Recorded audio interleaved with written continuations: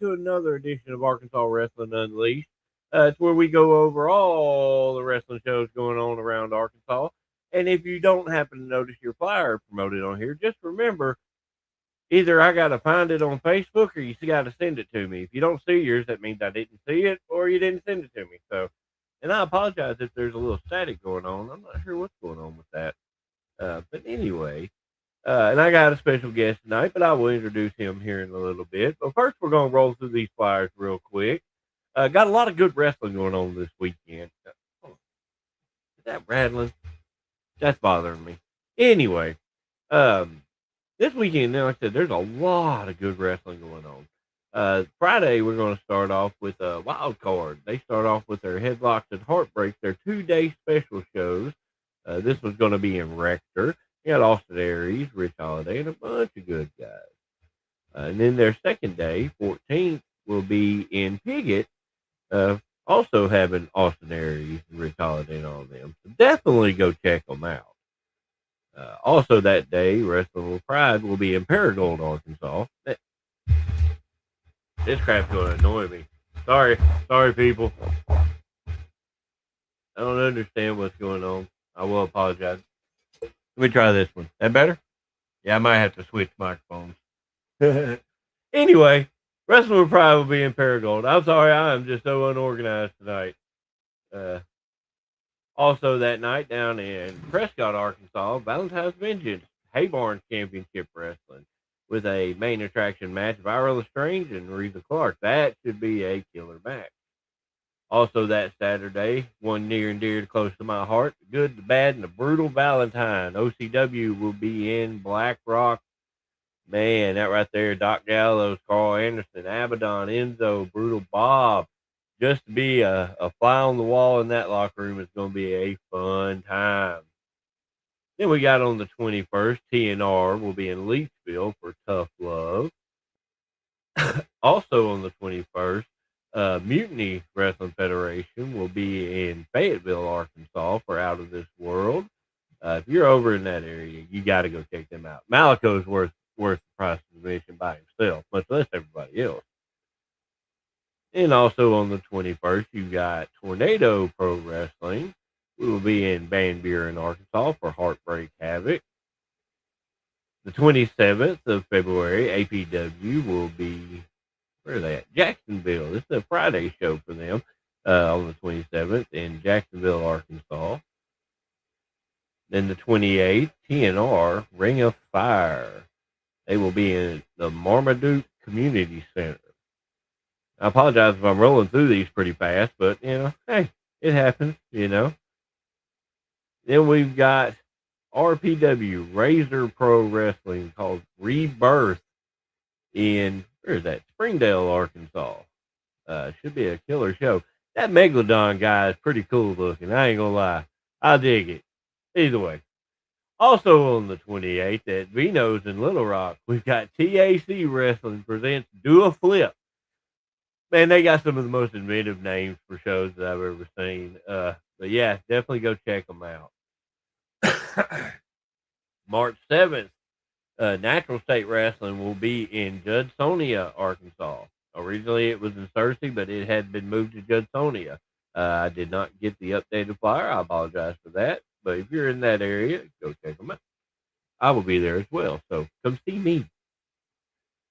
Also that day, APW will be in Marianna at the Civic Center for the Rudder. This is one of their annual shows to, I forgot the word I was looking for, but yeah, annual show in honor of a good friend of the owners. March 14th, Gladiator Championship Wrestling Clash at the Coliseum 4. They will be in Dardanelle, Arkansas. Then APW on the 21st will be in Clarendon, Arkansas for Gold Rush. Then we go over Natural State Wrestling. Wrestling at the Library. This should be a pretty interesting concept here. They will be in North Little Rock, Arkansas. So you make sure you go check them out. And you got Gladiator Championship Wrestling on the April the 4th. Excuse me. Echoes at the Coliseum. They will be back in Dardanelle. Then on the 11th, you have Fundraiser to Help Wrestling for Wishes in Boonville, Arkansas for Gladiator. Gladiator putting out a lot of stuff, man. Y'all check them out, man. They're definitely worth watching. What's up, Ricky? Then we got APW on the 11th. Riverside Showdown. It will be in West Memphis, Arkansas. And anytime they're in West Memphis, they draw a hell of a crowd there. We're going to stick with the APW, the P-Dub Brawl in Palestine, Arkansas on the 18th of April. I love it that APW actually puts out a crap load of their flyers way ahead of time. It's easier to keep up with them. We got it here again, May 9th. Ricky, did you really? Why'd you name it 6-7? Come on now. Really? Anyway, they're going to be in Marianna for on the 9th for yeah, that. Sorry, I got tongue tangled because that just messed with me. We've got a couple of seminars this weekend as well. Wild Card Championship Wrestling will be hosting an Austin Aries seminar Friday the 13th from 1 to 3 p.m. Make sure you check it out.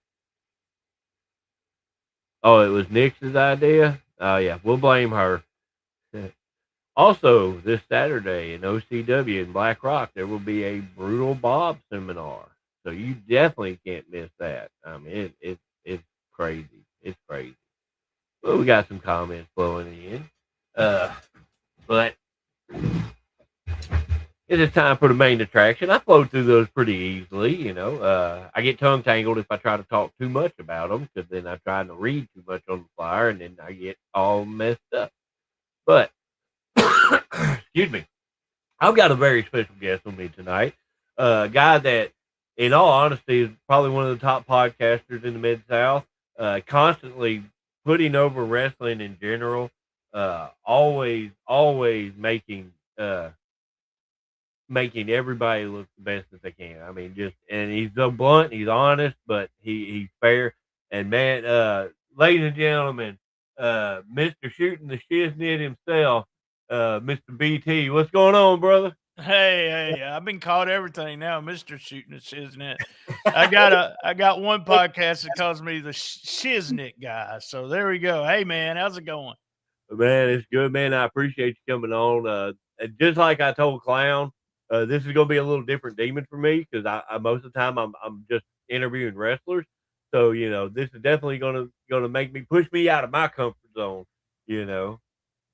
Well, hey, I've been around. I saw you was doing the Arkansas. You know, it's based in Arkansas, and I've been doing Arkansas stuff. I guess we just celebrated our 9th year. It's I call it Shiznit Day. So happy Shiznit! Belated Shiznit Day was yesterday. 9 years doing a podcast. Been about 8 years. We've been putting out 2 episodes every week, and just I just love I actually did my first podcast in 2008. I looked that up before I came here, and we were doing a podcast, and we quit doing the podcast and the website in 2011. And I wished I would have kept the podcast going because, man, I mean, I would have had a lot more. I have 1,000. I have over 1,000 episodes, 1,028. So if you want to start listening to an episode right now, every day for the next 3 years, you'll be good to go. So wow, that is unreal. But what was it? What when you first started podcasting? What was it about? What were you? It was Wrestling Right. I did WrestlingRideOnline.com. I don't know if you remember that, but I did a local wrestling website for 5 years. It ended in 2011.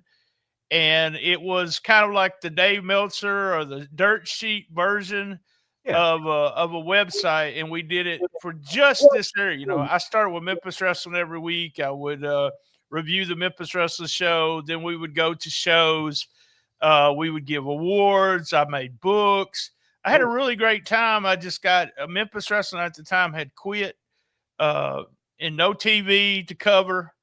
So there was not much I could keep covered except the local shows. And so I stopped it and then came back in 2017 after 6 years and said, hey, I'm going to do a podcast. And the funny thing, David, is that I thought I was going to do the podcast on like, it's going to be shooting the shiznit, but it's going to be like, I was going to get my high school, Sunday school teachers and stuff like that. And then I was like, I'm going to run out of people. But when it comes to wrestling people, I know Oh man, I'm never going to run out of people. And then we made our own little thing. We do WTF News Desk every month. There's all kinds of crap that goes on in wrestling. You know that. And we have our own little shows that we do. Plus, I do have guests on for the flagship show every once in a while. But I really try to turn it into a small business because I'm a numbers whore. So I look at my numbers every month. I get numbers from everything we put out, every play, everything from every social media account. I can tell you how many we've had. I was the same way on Wrestling Right Online. So and I do look at my numbers, but I don't really. It's not a religious thing for me because I do this not just for the the enjoyment of it more than anything, but it's also too, my goal is I want to get other people out there. I want to get other people over, you know I watch your stuff. I watch Crash Cast. You can see Sam popped up here. Kiss my ass, Sam. But and then that's the thing, is for me, I wanted to do something more concentrated on Arkansas wrestling. And William, yeah, just get with me. I'll have to schedule it out because that's another thing. BT, you were talking about. There's not a lack of people to work with. I mean, we talked. What it was almost a month and a half, 2 months ago. I just you put something out and said, hey, and I was like, he does Arkansas wrestling, and I do it from Jonesboro every week, rolling into info plus all the other episodes. I always say live from Jonesboro, and I've been in. See, I came to Jonesboro in God, this is going to show you how old I am. 1987 to go to college, and I stayed here. Then I moved back to my home, and then I came back. I started the podcast mainly just to stay sane. If you want to know the truth, I started it back in 2017. My wife had moved me to St. Louis and to go to the chiropractic school, and I was depressed. Didn't have anything to do but to work, and so I had to come up with something to do. And we've, like I said, I turned it kind of into a small business with, we have corporate sponsors, we have local sponsors, and then and we have fun. That's the main thing. So having fun with it also. Well, see, that's the same reason why I kind of started mine. Was my wife was working night shift, and I got bored of just sitting on my butt watching TV all night. So me and Fred just started playing around on Facebook Live, and just kind of grew it from there. So I mean, yeah, it's a fun experience and all. But what made you want to do? What made you want to do your podcast about wrestling? Well, I've been a fan. I've been a fan since 1978. I went to Blytheville, Arkansas for my first show. And on the first match was a guy by the name of the Kisser. Did you ever see pictures of Honky Tonk Man as the Kisser? No. That was before my time too, though. Jerry Lawler did the makeup that night, and it was Kiss makeup, but it was all four of the guys. The makeup was Gene, Paul, everybody was on there. And I just become a fan. I've been watching television, wrestling, Memphis wrestling at 11 o'clock for years and years. There was a time where I had not, until I think 1991, when I quit kind of watching wrestling for a small amount of time. It was 1992. It was like I got married, I opened a restaurant, blah, blah, blah. But I had missed like a dozen shows from 78 to 92. So I've been a fan when it comes to Memphis wrestling forever. So, by the way, shout out to Kay Toomer put messages, and Philip was in here too. Yeah. Is Idle Bizane. I've been a big fan of his for a long time. I So. still have a hard time calling him Phil. I I still do too. Yeah, when I'm doing those reviews, I'm like, I wanted to call his finishing move. I came up with a name for it. So Philip, are you still listening? Make sure you listen to the show this week because I came up with a name for your finishing move.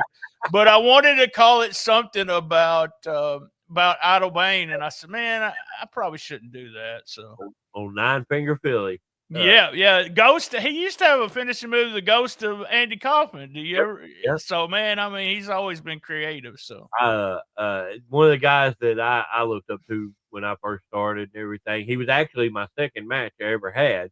I literally got 2 elbows in, and he beat my ass the rest of the time. But that's part of the routine, for the most part. So I mean, the funny thing about Idle Bane is when I started doing the website, I think I've got this right, where he put Idle Bane as one name. It was all together. yeah. But when I started doing the website, I'm doing results. I just put Idle, capital I, capital B, Idle Bane, and it was separated. He was like, wait, so you can see it on posters 2 different ways because it was on the website the way I put it. But yeah. Sam's asking if you ever seen any shows at Barton. Seen any shows at Barton? I have not. No, Sam, no. Sam comes up with the most random stuff to ask. Is that the Barton Coliseum? Yeah. Is that what he's talking about? No, yeah. I never did. I never did go to Barton. Where is Barton? I don't know. I want to say Little Rock, but I might be wrong. Okay, it may be. I don't know. I'm not from Arkansas. I'm originally from Louisiana. I didn't move up here till like 2002. So that's where I get lost in the mix when people start talking about classic Memphis wrestling and stuff, because where I was at, we didn't get it, So Arkansas Fairgrounds, but we didn't get those shows that, like, every once in a while a tape would roll through. My dad would get a hold of a tape or something. We'd watch Junkyard Dog and all them. Yes, I love that. Mid-South Wrestling was my second favorite wrestling. And in Continental, I started getting tapes. By the way, K Toomer, thank you, man. I always want to help everybody. And I do this with Memphis Wrestling. I've been part of Memphis Wrestling since the very front. I kind of behind the scenes kind of thing. I don't do all their videos, but I do a majority of their videos on when it comes to clips and stuff like that. And been a friend of Dustin's we've been friends since his first match. I was at his first match. Oh, wow. So that's how long I've been knowing Dustin. But I reach out every once in a while. I reach out to people. I don't want to, like, influence anything that they're booking or anything. But if I see somebody or I like something, I know I had a lot of ideas for you guys, but no one would listen to me. So just let you know I pitched some ideas for you guys. So.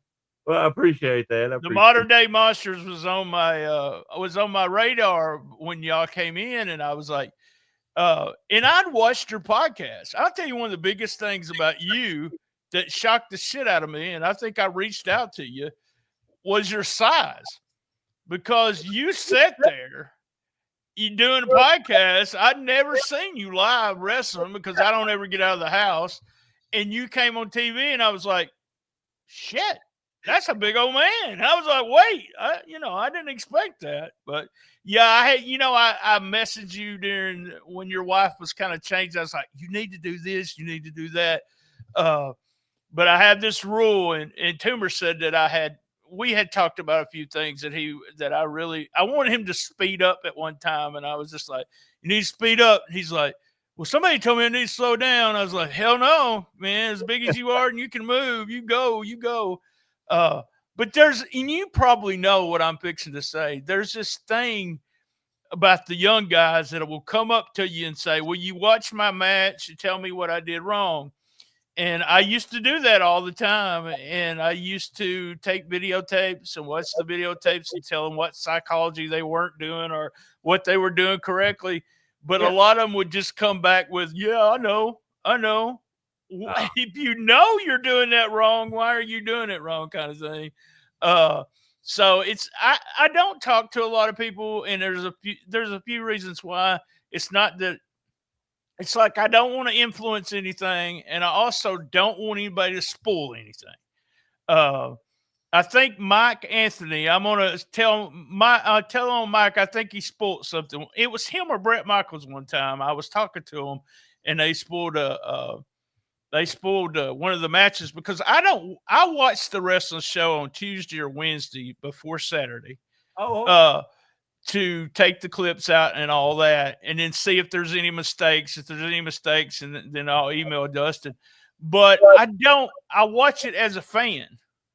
I don't know. I don't know what's going on. I don't know the spoilers. I don't know who won the. At Super Bout 5. I don't know next week's show. I don't know what happened. So that's the way I really was able to enjoy wrestling. Back as a fan kind of thing. that's awesome too. Because man, I tell you right now, I was a super fan growing up. About probably Attitude Era and up is when I really, really got heavily into it. I mean, I watched it, during Ultimate Warrior, Hulk Hogan era, and all that. Right, right. But Attitude Era is when me and my buddies got into it. Of course, that's my age group. Oh yeah, but like once I actually got into the business, now like I can't talk to casual fans the way I used to because I see it differently than they do. They're like, "Man, he should have did this. He should have beat that guy." And I was like, "Well, I'm just gonna shut up." Yeah, yeah. I talked about it. We've talked about that on my podcast before. Where after you see, my process was when I got into business, I was taught some things about psychology, and then I wanted to watch everything. I was a tag team guy, so I had two tag teams. We always feuded against each other. So sometimes I was with one team, sometimes I was with the other. I mean, we had a good time in this area doing that. But I wanted to go through every tag team match I could find to see when they made the hot tag, when they came out of heat, who took the heat, how did they do this, how did they do it? And it killed me for the business for a long time because I could not watch a match on TV without trying to pick it apart or see what they did. I was really about what someone did differently. Like like we'd have a match, we'd start the match and do do-si-do, at the start of the match. And then when we started the heat, what are we going to do when we start the heat? Are we going to cheat or are we just going to cut them off and start heat, just different, or do we not even go get any heat? Just very little heat, So, but we changed all kinds of things when it comes to learning, and that messed up my fandom where I wasn't enjoying wrestling as much because that's the only reason I was watching it is to see new stuff. So So those who may not know, you were actually part of the wrestling business. I did 5 years. I don't know the years I did that. Chronologically, I can't put shit in line. I can't tell. I can tell you. I can tell you it happened before, but yeah, I did it for 5 years in this area. I had two tag teams. We went all over the place: Tennessee, Arkansas, Missouri. I promoted my own shows. Psycho was one of my regular. I know you probably knew Psycho. I He's one know. of my. I know Yeah. who he was. I never got the chance to meet him. Yeah, he was one of my regulars during that time, and I see it was. I was trying to think of somebody else that you guys might know, but yeah, I did it for 5 years. We did a lot of dates, like when it and it's crazy because the first 9 months we did 100 dates, and that's pretty good in an area like this where you're trying to do 2 to 3 shows a week, and that's about all you can get. But yeah, I had a good time. I actually got in the wrestling business because of it's just crazy. It's on my podcast. Anyone who wants to listen to Jerry Lawler talking about me being a fat piece of shit, you can go to the podcast and listen. But me and Lawler got into it. Really? And I wanted to be a wrestler. I wanted to prove to him I could be a wrestler. And I sucked, man. I mean, I watched some of my matches and I said, this is the worst shit I've ever watched. So I said, I think I could be a manager. So I did a gimmick where I was Coach BT. I carried a clipboard. I broke many clipboards in this area. But yeah, I had a great time. But I'm 59 years old now, and my knees feel it. I mean, I fell off the ring many a times, and I could feel it in my knees. But yeah, I did Rector. All these towns that you said, I've been in all of them doing the show. So Wow, that's awesome, man. West Memphis, I did not know they were doing shows in West Memphis and drawing that well.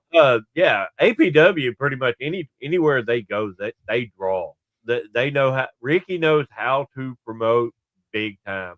Always puts together a killer show. Does great benefit shows. I mean, Awesome. Ricky is an awesome guy. If you ever get a chance, I got to get him on here one day. But if you ever get a chance to talk with Ricky Kennedy, 100% recommend it. Dude is a wealth of knowledge, especially on the promoter side of things. Great guy. Well, they promoted. I don't know if you knew this, but Nightmare Ken Wayne had his own school in West Memphis, and they promoted shows on a weekly basis. They did television out of West Memphis, a little building, but they didn't draw shit. I mean, it was all about it was a learning school kind of thing where you did TV, you did what angles. That's a good question I want to ask you. Is doing TV like that just something totally different when y'all started doing TV? Man, for me, oh yeah, Sam. Right. Sam. For me, it was a different demon completely. I'd done a lot of shows to where it was the time frames were real lax. They're typically what the only camera around is the one you got your buddy holding for you. Sure.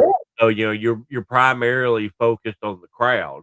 So now, even though the hard cam is pointed over the crowd now, so it's a little easier than it was. But like at first, when the hard cam was over the commentator's desk, I'm turning to do my little thing like this, and the crowd's all behind me. It felt so awkward to me. I did TV for Rampage Championship Wrestling that was based in Jonesboro. It's one of the shittiest TV shows you ever seen. It was, and then I did TV in Mississippi for a group called IWF, and they was high. Their cameras were really high class compared to the time period. But it is a different animal. And the thing about you said listening to the crowd, when I called when to come in and out of heat, when to make hot tags outside the ring to my guys. And I listened to the crowd. On TV, you're not doing that. You have a set amount of time. You don't even care what the crowd's doing, really. Unfortunately, it has nothing to do with the crowd. Well, for me, with the character stuff that me and Bruce do, we still do our best to make sure that the crowd is still, acknowledging us to an extent. It's Right. part of part of the show for us, especially because we do our entrance. The entrance gets y'all, yeah. Because we're right there on them. I still remember when we first popped back up. Slaughterhouse is up there doing an interview. They hit our music. We come through the entrance way, and nobody else was doing that except for when the twins were there, so they weren't really expecting us, and everybody's focused on Slaughterhouse, and I come out and I do my whole raw thing, dude. It was like in unison. Everybody turned, and that reaction, dude, that gave me goosebumps. Well, that crowd is crazy. I've been told it's not mic'd as well, and sometimes it's so loud, that they talk about that. Yeah, me and you talk about the entrance. Me and Dustin had a not really an argument, but I was always bitching about the main event, about how many minutes the main event was for a long time. I would say 8 fucking minutes. Come on, give me 12, give me 13. And Dustin was like, look, the time starts when they start walking out, BT. It don't start when they're in the ring. So that, I see that now. It's part of the match, Yeah. But, the thing about it is with Memphis Wrestling, I know Dustin gets a lot of criticism in this area, but man, he's put out this week will be 260 shows nonstop. He has not repeated a show. He hasn't been late on a show. in 260 shows. That's more than Power Pro. I believe it's more than the versions of Corey Macklin's wrestling that they did. So, and I'm a little biased because I do work for the company, but you got to at least give him that, Well, yeah, and I personally, whether people have issues with them or not. I personally haven't had any issues. I've enjoyed my time there. I Even though, like, when we first popped in, we were doing something different, but I felt like I was still kind of the same. I was still doing kind of the same thing, but Right. now I'm getting to amp it up a little bit more, and I'm having fun with it. But it's weird, 3 to 5 minutes, and then you're done, you know, and then you're going home. So it's kind of a cakewalk at times, but then it's also too for me. It's very stressful trying to make sure I'm hitting my times right and all. But my ear works now, so I can hear the referee talk to me now. Yeah, that's the time thing. I don't, TV would be hard for me. When we did TV, it was I didn't really have any control whatsoever. But I always listened to the crowd, and not being able to listen, to the up and downs and when to, Yeah. y'all kind of know if I got 3 minutes left, there's fixing to be a hot tag around here somewhere, and it's time to go to do it. So it's got to be a lot different there. I Yeah, mean, I didn't know y'all were doing that gimmick. So I'm watching Memphis Wrestling, and y'all are doing what you're doing on Memphis Wrestling, and then I see Bruce and I see you, and I'm like, damn, now this needs to be on TV. And I campaigned for that as much as I could. I was like, hey, have you seen them guys on Facebook in that gimmick? That's where they need to be, kind of thing. So well, and that's what that was actually kind of the original goal. The righteous path thing was just kind of a way to get us there, and then working towards what we finally what finally happened all was the end goal game. It was just we weren't sure on the time frame thing, but yeah, I've enjoyed every minute of it. And it's really cool too to get guys that, you know, they see what we do outside of there, and now they're seeing it there. Just the comparison of it is it's been a fun ride so far. Last couple of years. yeah, I mean, I love doing it. I wouldn't still do it. It's a lot of work to put together. People don't understand putting together clips and stuff like that. It's a chore, if I want to say. It's probably a good day's work, probably about 5 hours from the time I start working on it and watch the show and put the clips together. Yeah. So every week I spend about 5 hours with Memphis Wrestling, but and it's a dream too. I mean, I grew up watching Memphis Wrestling. You couldn't tell me that, my face has been on Memphis Wrestling, my voice has been on Memphis Wrestling, and I just, I couldn't. All I can hear is hit. Yeah. Yeah, that started out. It started out. I was with Rhino JB, and after 100 episodes, he left me. He said, and I was having some scheduling problems with him, and I just said, screw this. I tell you what, I'm just going to do it myself. So yeah, I kind of, I just have fun with the hit, and I have had people message me and say, well, you didn't tell. The miss really was because they missed a move or something like that. I said, I work for Memphis Wrestling. You think I'm going to shit on it? I mean, I might shit on it in Patreon. I might say something on the Patreon that I wouldn't say on a normal show. Subscribe to my Patreon, by the way. But yeah, I mean, but that's not my job is to get the stuff over, the way I see it. And that's, I mean, sometimes it's not the direction he's going. Or anything like that. But and I knew y'all, and I knew what y'all were going to be called. And I messaged him and I said, "Look, I know who this is. I know their gimmick name. When y'all was sitting in the vignettes." And he said, "You know more than most people. Go ahead and say it." So I went ahead because I want to okay stuff like that. I don't want to screw things up. Oh yeah. Hey Sam, it is on for the THB thing. It's on their streaming app. But then Saturdays it's on YouTube as well. So Yeah, at 12 o'clock, right down to 12 o'clock noon. You'll see every day, and then right after that, what's that? 1:45. They put it up. Rolling into Memphis. I do the yeah, review show. and Connor, we were talking about Memphis doing the TV stuff. It's a little bit different Demon Bubba stuff, but I had a brain fart just then. Uh, so what when you were actually doing the manager thing and everything like that, what was probably one of your highlights of your career? Man, I I guess I love promoting when the show got put together. We had a couple of really good gates in Kennett, Missouri. That was fun. Uh I just I was not a fan, and you're gonna laugh at this part because you have to do this to get there. I was not a fan of the travel. I, I don't. Yeah, I'm a bitch. Don't put me in a car for over 75 minutes.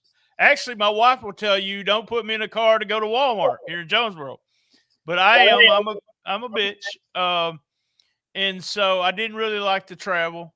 We had a couple of shows where they were just had one in Henderson, Tennessee. There was probably 400 or 500 people there, and that just sticks out because the crowd was so into every move we did. We did the old gimmick where my teams had single matches.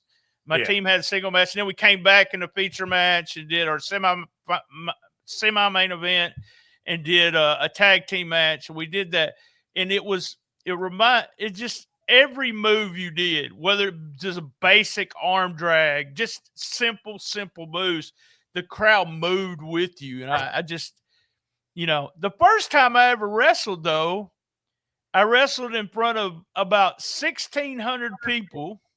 I was in Philadelphia, Pennsylvania, and I was on a show with Terry Funk, Jerry Lawler, Cactus Jack, and Eddie Gilbert.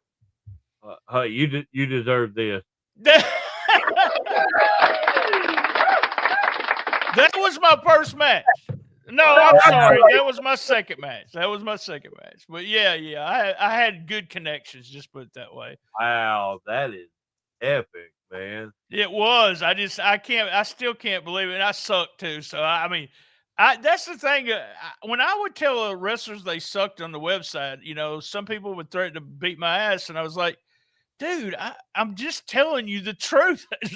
I can watch my own matches and tell you how bad I was just horrible. So, Well, people can't take any kind of criticism at all. If you know what you're doing, the first thing you're going to do is go to somebody. What do I need to work on? Well, some of the guys that I've worked with, they get sick of my ass doing that crap. Even today, I'll work with somebody that had barely been doing anything. Hey, everything all right? What did you feel good with this? Did I need to quit? I'm bad about that stuff, but yeah, there's a lot of people that they just do not want to hear it at all. You know, yeah, that's one of the reasons, and I guess I kind of cheated. I mean, I had 2 tag teams, and if we went into a new place, I would always put my 2 teams against each other and say, "Look, we'll do the opening match," just to get a feel of what was going on. Because there was guys they wouldn't work because they didn't know how to work. I mean, they didn't want to get hurt. They didn't want to. And I know you see that still in this area in Tennessee. You see people that, and there's a new wrestling promotion. What, they got 9 in Memphis now? I know y'all can tell me better than that, but I don't keep up with it. I know there's a few that some buddies of mine work for, but I really don't keep up with it. For the most part. it's crazy. It's one of those things where, you can if you own a wrestling ring, you can have a wrestling promotion. And I mean, That's the way it is in Arkansas now. They since they yeah, go to the commission. It's like this weekend. We're in Black Rock. There's a show in Piggott. There's one in right, yeah. Paragould. I mean, there's a whole bunch of shows right there, and several shows are like I mean, you see who we're bringing, who we've got it for OCW. I mean, there's a lot of names popping up. Yeah, there's some money being spent on those shows. I want to tell. I don't know if there's a bunch of young wrestlers that watch your shows, but if you're Arkansas wrestler and you're watching this show and you see these seminars pop up, and you see David saying the seminar here, seminar there, spend $50, $75, and go learn some stuff. Bob These seminars are the best, especially Bob Evans. He's only charging 40. Jesus. Yeah, this honestly, like, I've never been one to. I guess it's more of a subconscious thing. Is I've only done one seminar in my entire career. That was when we went to Chuckey, Tennessee for that tag tournament. We had one with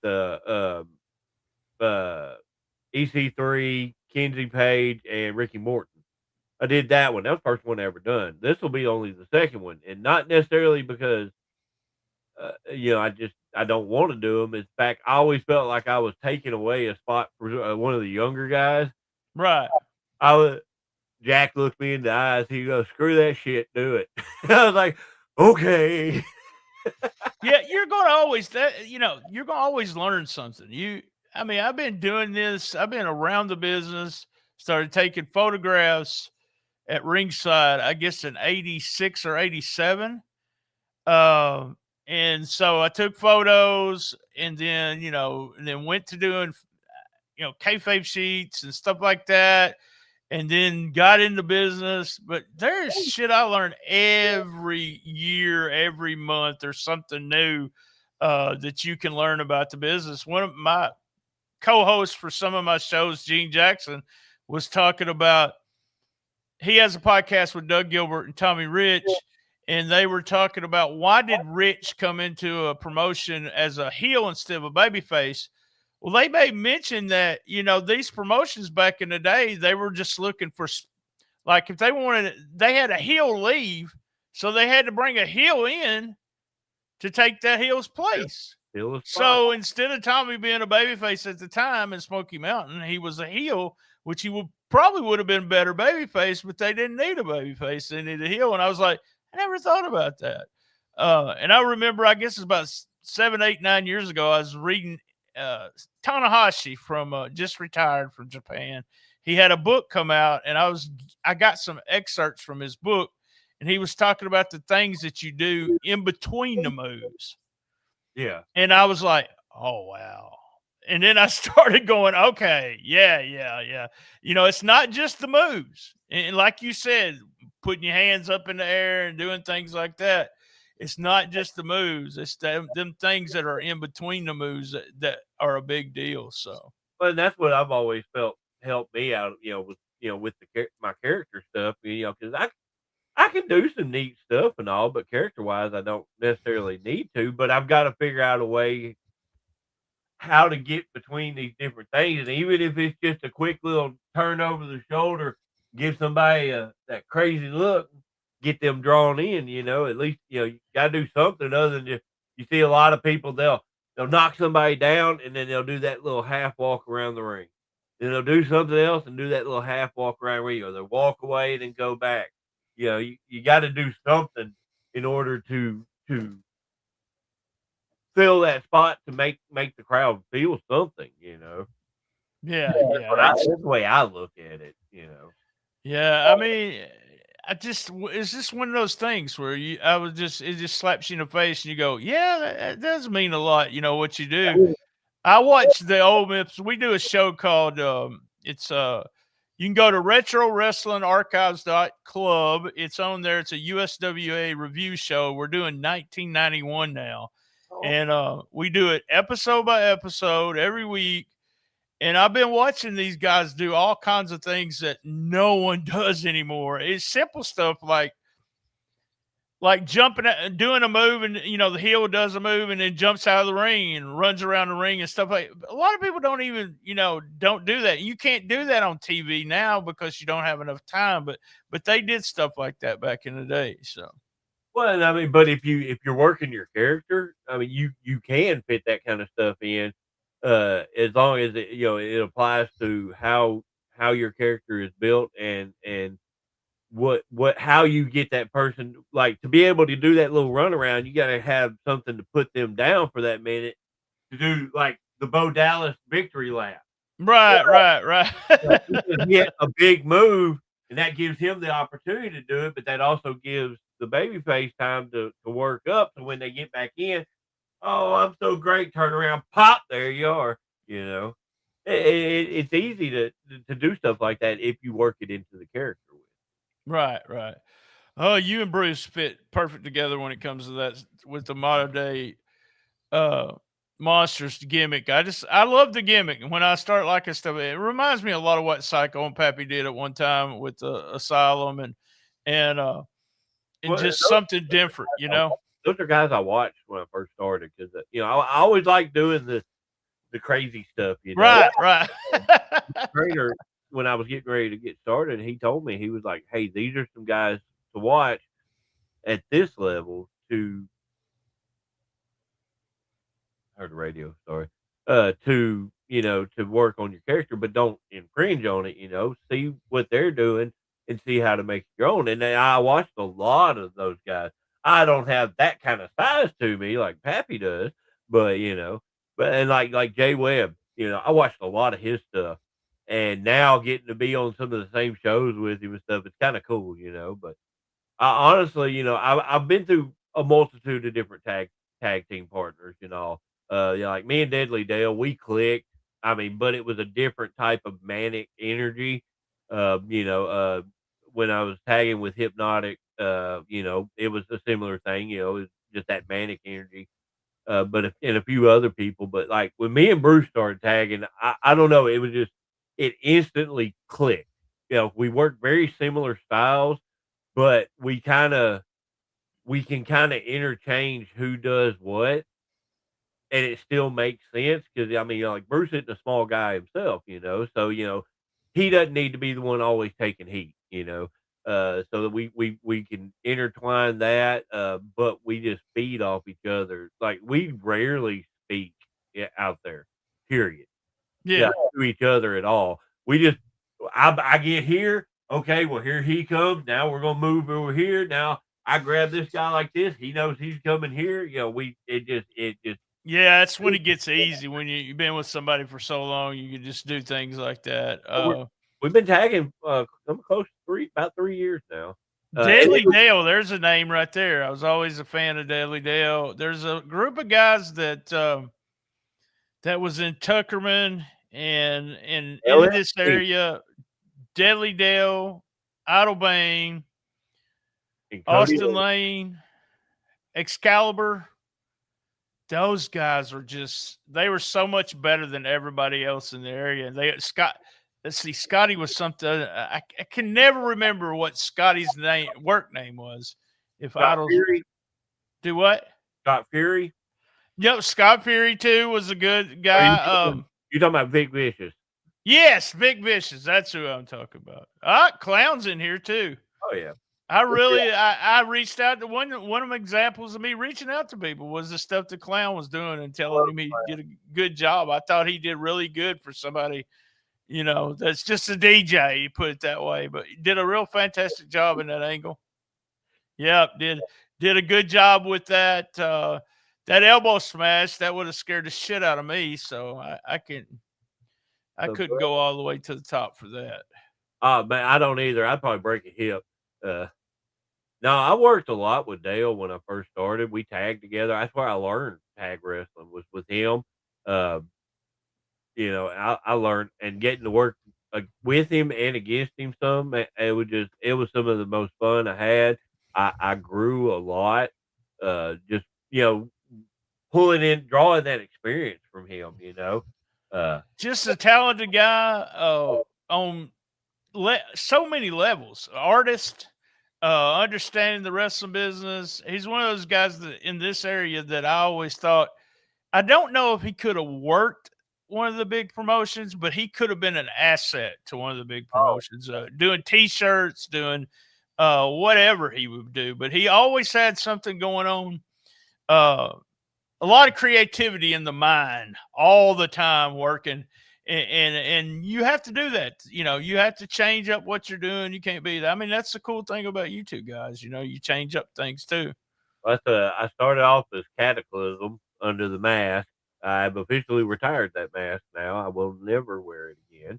And then I dropped the mask. That's where Draven Morrow come in. I kind of went more of the cult leader type thing for a couple of years, and then working an angle. I actually worked an angle with Bruce, and when we got done with the angle, I had turned face. I went back to more of the psycho crazy thing, and we were sitting there one day. I was like, we were both like, man, we done did everything here we can do. You want to tag? Yeah, man. Man, we're kind of like some modern day monsters, ain't we? Yeah, dude, that's the name. And dude, that's all it was. That's awesome. That's all it was. I can't believe we got a Skimahorn in here. Oh, Brad loves me. Yeah. Yeah, I'm a big fan of Bradley too. So I actually, my very first show, I was, that I got to work with, I met Brad and Idol and all those guys. I've been around Brad a long time, worked a lot of tag matches with him and his brother. And then actually, late last year was the first time I ever got to work with Brad one-on-one over at Tuckerman. We went a whole 8 minutes and still like had a very, very fun match. I really enjoyed it. Him and Idol have a good match on TV this coming Saturday. It's really solid. They do some stuff outside the ring. The main event is, I'm not giving out any spoilers, but Su Yung and DDT probably, they've had the two best girl matches we've had on Memphis Wrestling. That really good match. But yeah, I got a lot of young talent right now. And, like I think Bruce just put in there, tell Memphis Wrestling, anybody's welcome to that seminar. Yeah. Guys, you can search it out. Anybody, if you've not been in a Bob Evans seminar, search it out. He knows. He's so smart. He's so smart. This was his first time in Arkansas. So, most of the time he's up north, so you're having a hard time getting to these. Yeah. It's definitely I don't even know Bob, but I've watched things that he says online, and I've watched some of his seminars on tape, and he's just one of those guys that's just so smart at what he does and understands the business. Unlike a lot of people, I mean, he really can tell you what you're doing wrong by watching some of your matches and what you can do to improve. And that's all you want to do. You just want to go on to keep getting better. So you say you're in Jonesboro, right? I am. I live in Jonesboro, Arkansas. How far is that from Black Rock? Man, I don't know. Man, because Black Rock's only about 10 minutes from Hoxie. David, I don't get out of the house. Damn. Did you guys see what we got going on this weekend? Man, me and Bruce are getting the opportunity of a lifetime. That should be really fun. I messaged Luke Gallows one time, and I said, hey man, I said, why don't you come on the podcast? And he said, I'm busy, I can't do it. I said, look, my old lady said I'd get lucky Saturday night if you'd come on my podcast. He goes, man, I think I could make some time for you, but I never got back. I said, you gotta help me out. You gotta help me get lucky. But he never did message me back. But they seem to be really good guys, so that should be fun. Yeah, it's gonna be a really good show. I mean, were you there with them when they were in Memphis? Because they did the I was there. I got to meet them. About 30 to 45 minutes. But I got to meet them. Got to talk to them for a few minutes. But I was on a completely different episode. I was not included into the Grind City Rumble. So that didn't happen. So, but is what it is. I got to do it last year. I got to get clotheslined by Joe Hendry. So that's a highlight. There you go. Yeah. Got punched by Top Dollar guy. Yeah. AJ. I know who you're talking about. I blanked on his name all of a sudden. But anyway, got highlights for that one, so I'm okay with that, But Dude, I want to tell you the thing I hate most is Royal Rumble battle royals. I cannot. I have to fast. They have a battle royal on TV this week. I'm just not a fan, and I think someone asked me why I hated battle royals. I think, and you probably have had this happen to you, where you work the third match on the show, and they say, look, you can't leave yet. You got to do the battle royal. And I'm like, shit, I mean, I'm a manager. No, I'd always be the first person out. And then my team, I tell, we're going home. Let's go. Let's leave. But I've never liked battle royals. I never liked them live when I was a kid watching battle royals. And Royal Rumble to me, I always fast forward until the next person comes out so I can see who it's going to be kind of thing. But this year, I even cheated. I just went to one of the websites after the match to see who came out in the order they got eliminated. I was like, man, that was lazy, but just not a fan. What the hell? 2 hours too late. Hey, I'm not sure who that was, but it's never too late to arrive at an orgy. Come on. Oh, Lord. I told you Sam will come up with some crazy stuff. I never really had a problem with battle royals. It's not my favorite thing to do, but I mean, I'll do them. If like a lot of times though, I want to be in there early. I want to last in there because I want to beat people up as much as possible. Give them the old pop, and then go hide in the corner for 5 minutes while I'm waiting on somebody else. That's the only issue with battle royals, though. You get a lot of standing around and a lot of guys, settling down in the corner and stuff like that. So, it does. There's so much chaos going on that at times it can take away. But I heard there was somebody that at multiple shows they did kind of a crowd question or whatever. One of their favorite things to watch, the type of live matches like that. And there were battle royals, man. Oh, wow. Yeah, I know. People tell me I'm odd about that. So I never promoted a battle royal. One of the shittiest matches I ever booked was I did a Iron Man match, but it was a 60-minute hardcore match. Oh, Jesus! Here in Jonesboro at on the Arkansas State on the campus there, across from the business school. I can't remember what that building. It's I think it's like a military building of some kind. That was the worst match because within 7 minutes they had already used everything that they could use, and 7 minutes into it, I knew I had booked the wrong thing because you can't have a hardcore match for 60 minutes. So you can if you build. Yeah, but oh man, I think if I'm in the ring for 15 minutes, that's an Iron Man match for me. I'm done. I done got used to these Memphis times. Okay. Yeah. I didn't think about that, but yeah, you do a house show per se. You're working a lot longer.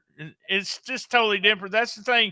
I'm glad that Dustin, he hasn't done a lot this year, but there'll come a time where you see a house show with those guys almost every weekend, and that helps everybody because they're working a total different style on a house show.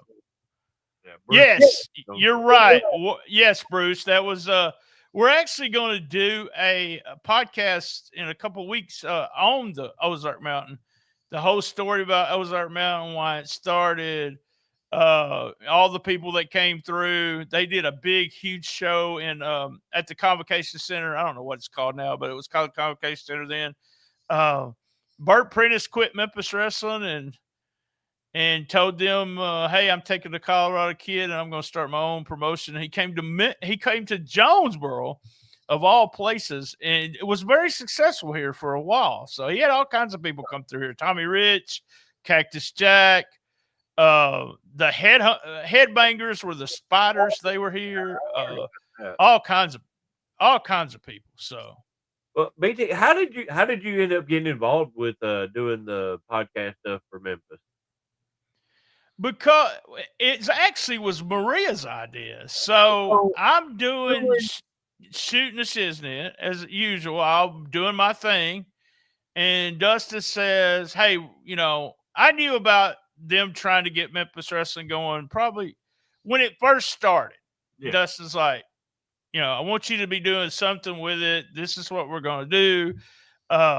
Then he had planned a big show in at the baseball field, and then we had COVID happen, and so there was a lot of stuff right there. And then all of a sudden, I said, "Look, I tell you what I'll do," because we did this for we did a show for AEW, not for them, but when AEW started, the first 10 weeks we did a review show, and then we was going to come back and we was going to review it after a year, 10 more, blah, blah, blah. And so I told Dustin, I said, man, I can do, I'll sit down with somebody for like 12 shows, and I'll do the review show and I'll put it on mine, and, blah, blah, blah. And he's like, Maria's like, have him do the podcast, the review podcast. You don't need to be doing that. That's what she told us, that you need that someone else doing that. Give it to BT. And I said, so you want me to do it every week? And I was like, I'll see what I can do. And then, as it goes, 260 shows that I've done, I think to myself, I can't quit. I haven't had an alcoholic drink since 1991. Oh, wow. It's not that I don't want an alcoholic drink. I'm that kind of guy. If I stop doing something, then I can't bring myself to start again. I haven't had a McDonald's, Burger King, what else? No burgers whatsoever from fast food since 2011. Right. But it was because I got really healthy and I quit eating fast food, and then I quit. So it's like, well, I'm done. I'm not going to do it again. But it's strange when I do stuff like that. I don't know where I was going with this story, but when I quit something, it's over. It's like, it's not part of my life.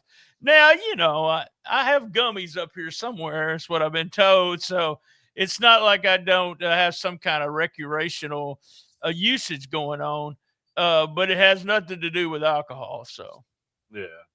But we were talking about you doing the Memphis podcast.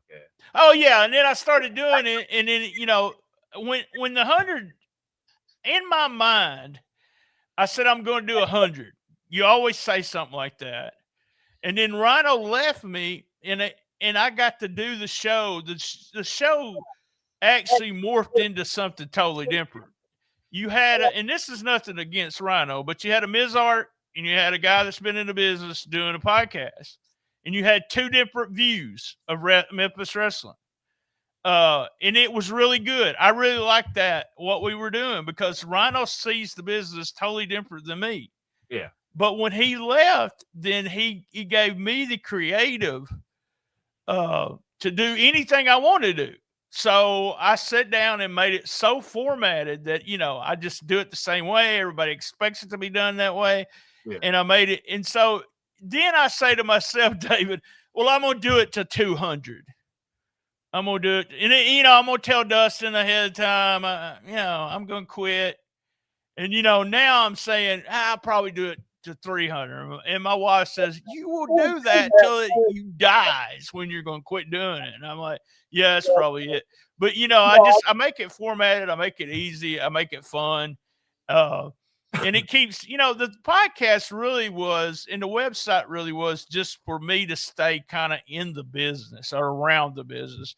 With the website, I went to a lot of the shows compared to now, and I got where I'm a hermit. I don't really like getting out of the house.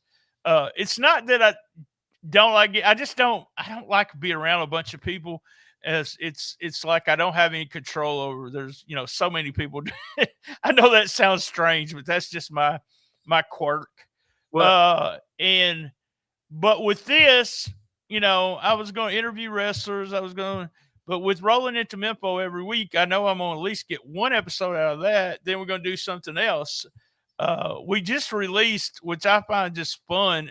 We have Cassette Wrestling News. Now, I know you don't know anything about this, but in 1991, a friend of mine, Jeff Osborne in Evansville, Indiana, was putting out cassettes, and he was doing wrestling news. And he found a box of those cassettes in his garage when he was moving, and he sent them to me. And I'm able to put them on. And I mean, this is what's going on in '91. There's all kinds. There's interviews with Eddie Gilbert, Owen Hart, all kinds of stuff. It's just really weird when you sit and listen to what's going on then. Stone Cold even put it over, said it was the very first ever podcast, and we got lucky. All right, so what did Bruce say? BT, I wear that on my interest now because of you. I disappointed you when I came to work. I've heard multiple times. Yeah, I didn't even know that was you at first. That was like that's what Dustin. He doesn't say a word to me about anything like that. So, yeah, I love part of the Psycho thing, Psycho and Pappy. The story of Psycho, a lot of it had to do with me and him driving down the roads, coming up with shit. He carried a baby doll. Yeah. And we were doing a show one night, and we're driving back from the show. I said, "Man, you got to have something." And he says, "What do you mean?" I said, "There's got to be something different except just a jumpsuit. There's, just a crazy man. You got to do." So we're driving back, and I was thinking about my kids, and they had all these toys everywhere. And I was like, I'm just going to look at the toys in the morning. So I go into my kids' room, and laying all over the room was a bunch of toys. And there's this baby doll with one arm. And my daughter, Katie, that's what he named the baby doll, Katie, had wrote Katie on the arm of the baby, the one arm that was there. And I was like, "Can I have this?" And she's like, "Well, what are you going to do with it?" And I said, "I'm going to give this to Psycho." And so I called him and I said, "I got something for you. I got something for your gimmick." And then he carried it around all the time. And then they did a gimmick where my ex-wife was the real Katie. I mean, there was just all kinds of crazy shit.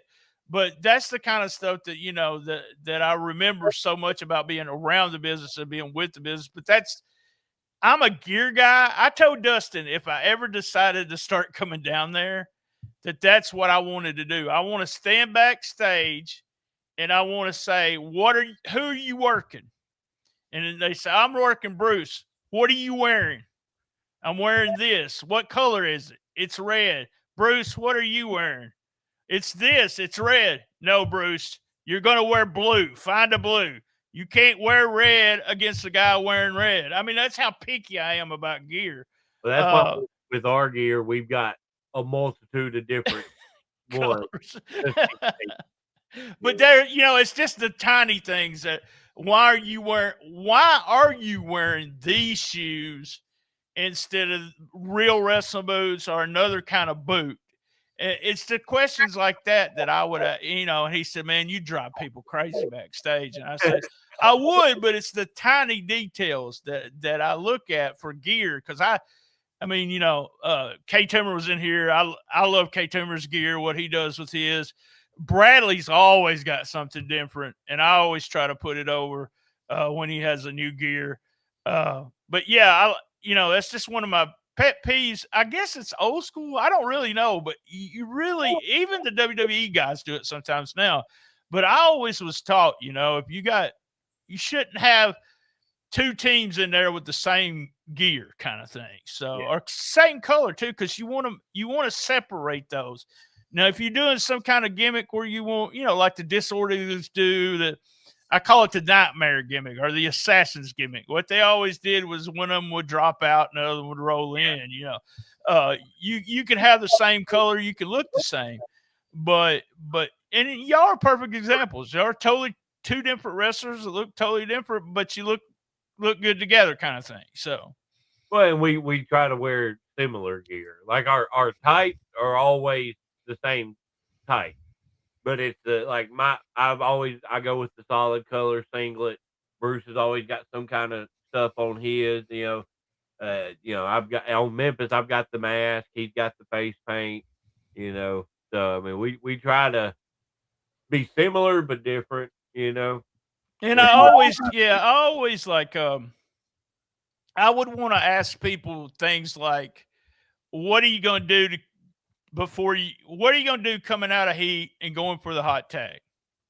Because you can sometimes watch TV and everyone's doing the same thing for the hot tag. And the DDT, are you going to use the DDT coming out of, as a hope spot? What are you going? Don't do it. Don't everyone do that move. So I'm real picky about stuff like that, but yeah, and I want names. I want no double clotheslines. Do it. Yeah. Me and Bruce have a running joke when we're talking about like the double down or whatever. Bruce is like double clothesline. No, Bruce, do something else. Yeah, I've seen so many hot tags where they really wasn't hot tags. So not at all. Y'all work with Simon too down there, and Simon and the posse got over as baby faces so well, because if you could go back and watch an old posse match, what they did was they took heat. That's all they did. They got a little bit of shine at the very beginning, and then like they beat the hell out of Chris and make the hot tag. They'd cut Simon off, beat the hell out of Simon, and then they'd go to the finish. But the fans would just come all the way back up because they were such big baby faces and they were getting beat up so bad. So it's just a different way of doing things, and they were so over because of that. Simon's such a big dude, so it's kind of hard to believe that too.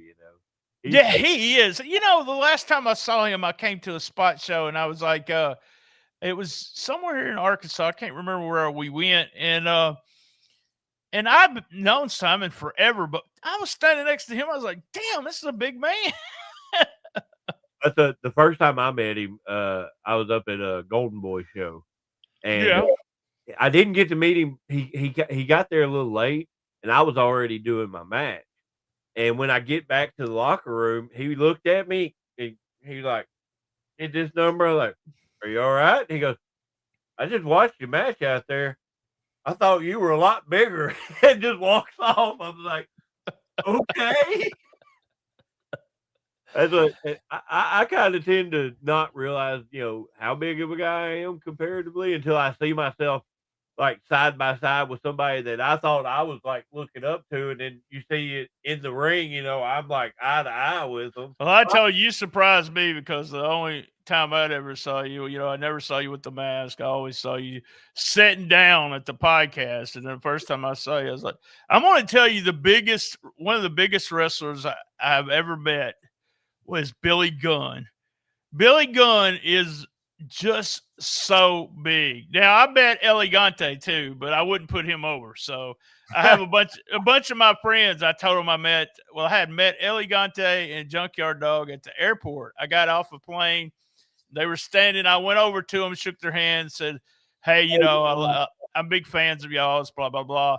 But Elegante, you couldn't even see my hand inside of his hand, But then my friends was like, "How big was he?" I was he wasn't that big. He wasn't. I'm not putting that shit over, But yeah, Simon's a big guy. Who else is real? You guys are a little bit bigger than a lot of the guys there on Memphis Wrestling. Phil's a big old boy. Who? Idol. Yes. He's a big old boy. Now he's fat. He lost some weight. You're doing good, kid. But yeah, he's a big old dude, boy. And he feels every bit as heavy as he is. Especially when he throws that left haymaker, boy. Woo! You feel every bit of that weight put behind it. Yeah, that's crazy. It's there's the thing about it is there's so many of the younger guys that they bring through the school that are going to be, like Ray Sanders, and then you got guys like Mike Anthony. I've known him since day one too, and since he started wrestling, he was a little skinny kid, wrestling for uh, uh, God, Rodney Mack. Rodney Mack. He was working with Rodney Mack. Rodney Mack helped train him and Jazz, and but he's become such a good wrestler. He can have a good match with anybody. So Mike was, there when I first started. I got to work a few times with him. I learned a lot from Mike. Just overall psychology. Great guy. I love Mike. Yeah. I don't know if I can keep up with him now, though. That's some bitch more circles around my old ass, though. Memphis has got a lot of good young guys coming up. The Slaughterhouse Boys, Bashan, CJ Blaine. I mean, they're all really good kids, and I'm seeing more of them trickle into Arkansas. Especially like Ray and CJ Blaine. I've seen him a few times over here. The girls, Makari and Zaya and them all coming this way, and I love seeing that. That I love seeing them get out because they learned Memphis style, the Memphis TV style and all like that. So now getting to see them move out to like actual indie shows and stuff, and it's a completely different demon. Yeah, I like Vashawn Harvey a lot. I think he needs something. I don't know what it is, but he needs something. Experience. Yeah, maybe that, but there's something missing. I don't like the shoes. Look, I told you I'm piggy. I don't like his shoes. I'm gonna tell him you said that too. You go ahead. I'm trying to come up with a name for his. I've been calling his finisher a VDT, but it sounds like he's got VD or something. You talking about that front face? Yeah, he calls it. Yeah, Dustin just calls it a DDT, and I try to come up with. That's one thing too. Is I like. I always like guys to have two finishers, like one finisher and then maybe a submission finisher of some kind. Yeah. Or if not, let's have two finishers. And I really like it to have a name. That's why I got BJD's name, that when he does that slam, he calls it the Bam Bam Slam. And I'm the one that named that.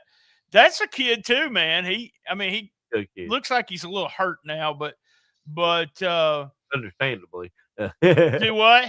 Understandably, Yes. But I mean, he's way ahead of his time too. Ray's really good. CJ Blaine's really good. I was part of CJ's first match. They're just CJ's just so small. He just got to come up with something, That explosion running headbutt thing that me and Bruce do. Yeah. We call it the original sin. I like that. Who else does? Somebody else does that. Oh my God, dude. So, and me and Bruce have spewed about this. We started doing that, and we've been doing that for quite a while. We debuted it on Memphis. Right. We hit it literally the next week. It was on NXT. Hank and Tank. Yes, that's who used it. The next week they debuted that shit. What happened was y'all had already recorded it. Y'all did it before they did it, and then it looked like y'all copied them. Yeah. No, the episode came out with did it doing it first, and then they did it the next. It looked like they copied y'all. Yeah. That's what we're going with, at least. Only difference is Bruce does a headbutt. They do like a running back elbow. But we do that, and we do the Russian leg sweep STO combo, and then we got our little loop-de-loop corner thing. So, we got a few things that we do. But I've been trying to get people to put over that name of that, the original sin. We were calling it that when we were with Ash, because it's righteous path and all. We felt like it fit, so we just kept it. So. I'll have to y'all next time y'all do TV and y'all do it as the finish. I'll put it over as original sin on the podcast. You will be seeing it very soon. All right. No spoilers. No spoilers. No spoilers. But man, it's getting on there. We've been on here about an hour and 20 minutes. I think it's about time. Man, it's past my bedtime. Man, I usually go to bed at 8 o'clock. I start winding down. I'm old, man. I'm old. I take my gummy and listen to some podcasts and you get smoothed out by 8:30, 8:45. So you kept me past my bedtime. But it was fun, and I really wanted to come on because being in Jonesboro, being part of wrestling in this area for so long, um, I still like watching the young guys and the new people that in there. You was talking about the Skimmerhorns, but they were the Mercury brothers, weren't they? So I'm at a Jonesboro show. Yeah, the first time I saw them, they were in the ring. There's these two young kids, and they wearing these shiny pants, and the girls are screaming when they come out. And I was like, "Who are these guys?" And they were in the street doing the ring in the street doing stuff. They was flying all over the place. And then when they came on TV for Memphis, I was like, "Who is that?" I know I've seen him before, but yeah, that's the kind of things. And if I did get out, I would come to Black Rock, okay? But I don't get out. Just tell everybody to come to stspod.club. We do, like I said, we do all kinds of stuff. If you come to that site, it's the SoundCloud site. And to the right is a thing called Link of All Links. If you hit that link, it takes you to all my sponsors, takes you to all my other things that I do. I've been unemployed since September the 1st. So if you can give me a job, you can do that. You can contact me through that. But yeah, we've been doing a lot of stuff since I've been unemployed. I have to keep my mind busy. But we do classic stuff like USWA. We do Memphis stuff like that. And then every Saturday at 1:45 on YouTube, you get Rolling Into Mempho, and it's just me, BT. So, and I don't know if you know this, David, but I love my mama. Okay. Yeah, I guess you ain't never went to the end of one of my episodes, have you? If I did, I don't remember that. Because a lot of times on Saturdays, I'm on the road. Right. I catch it at after the fact, and I may kind of skim through it more than I actually watch it fully. But I do try to catch it as much as possible. Yeah, they see the end. So Simon had CJ Money saying that too. See that I say that at the very end of all my shows, and he had CJ doing "I Love My Mama." Oh yeah, definitely. But no problem, clown. But man, you got to know me. I ain't gonna put nobody over unless I believe it. So I don't bullshit anybody. If you suck, I'll tell you suck. I don't. That's just one thing I learned a long time ago. You said something about getting over. David, I quit trying to get over, 15 years ago. If you don't like my podcast, you don't like me. Hey, I'm going to tell you, there's a gazillion more wrestling podcasts you can listen to and enjoy. If you don't, somebody wrote into the USWA podcast that I was full of shit and that I was arrogant. And I was like, and what? Go on now. What? Even podcasters got to have gimmicks. Come on now. hits. That's a hits. Oh, Lord. Well, BT. All right, man. Fun. It's fun. Let's do it again. Let's do it on my show next time. All right. Just let me know. Hang tight for a second. All right. I'm going to drop you down. Make sure you go check out all the BT stuff. Definitely worth watching. Definitely worth checking out. Also, too, this Saturday, if you are in the Black Rock area, come see us over at Out of Control Wrestling. We will be having Brutal Bob Evans against Austin Everest and Garth Mahoney for the OCW title. Myself and Warwolf against the Good Brothers. Enzo Amore against a Real One is what he's called now, against Jack Parker Jr. You got Lee Michaels will be in the match. I forgot who. Cam McGraw, I think, is who he's working. They're supposed to Abaddon and Riley Kennedy. I think that's what her name is. It's going to be a great show, so make sure you come check it out. And as always, I appreciate y'all watching.